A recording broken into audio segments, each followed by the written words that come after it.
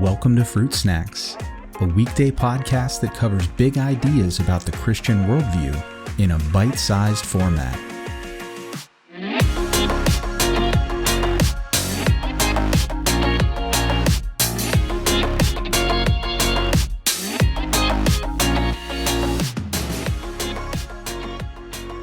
Hey everyone, welcome back to another week of Fruit Snacks.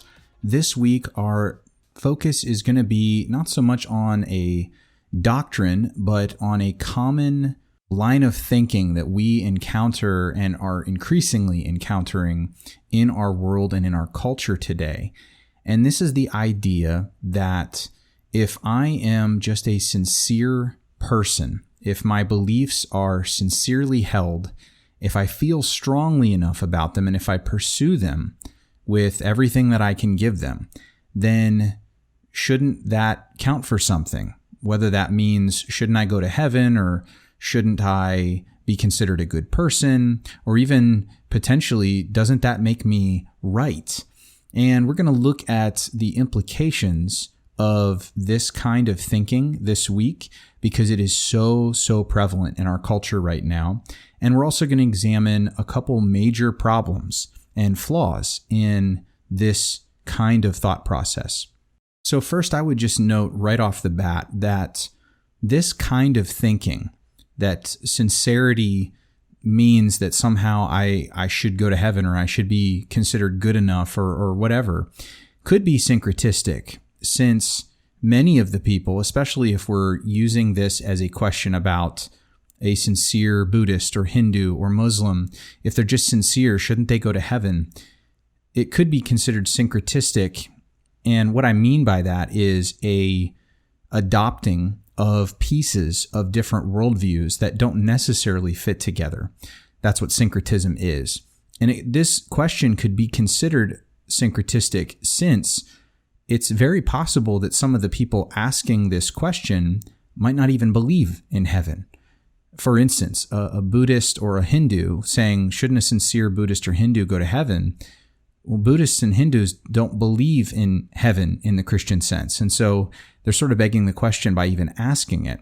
Furthermore, if someone doesn't believe in any God whatsoever, or they happen to hold a worldview where morals are basically just relativistic and might makes right? That whoever has the power is who is considered right in the society.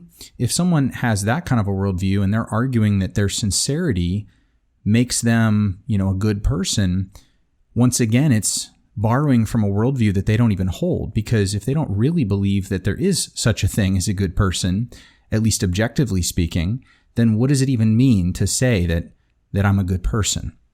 It's all relative, right? And so one of the things that I want to point out in this episode, and we're going to get into more in future episodes this week, is that the first major problem with this line of thinking, and we'll just call it the sincerity trap, is that it assumes that sincerity is a good test for truth.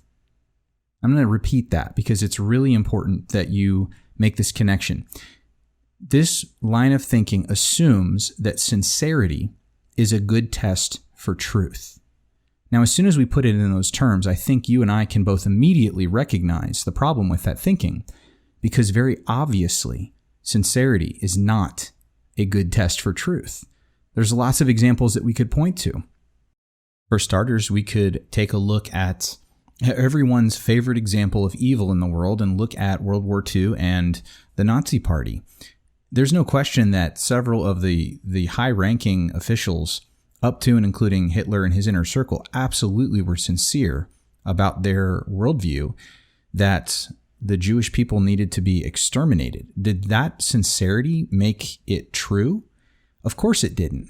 What about the Rwandan genocide, where you had these warring tribes and factions, the Hutus and Tutsis, who sincerely believed that their neighbors, who happened to be from this different group, were less than human and therefore deserving of being treated awfully or even killed?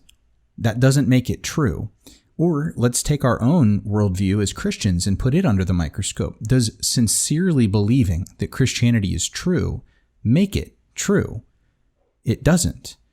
Every one of these perspectives and worldviews, from every major religion all the way to no religion at all, needs to be weighed on the evidence for its truth and the claims of its truth, regardless of how sincere someone is about how much they want to believe in it or they feel that it is true.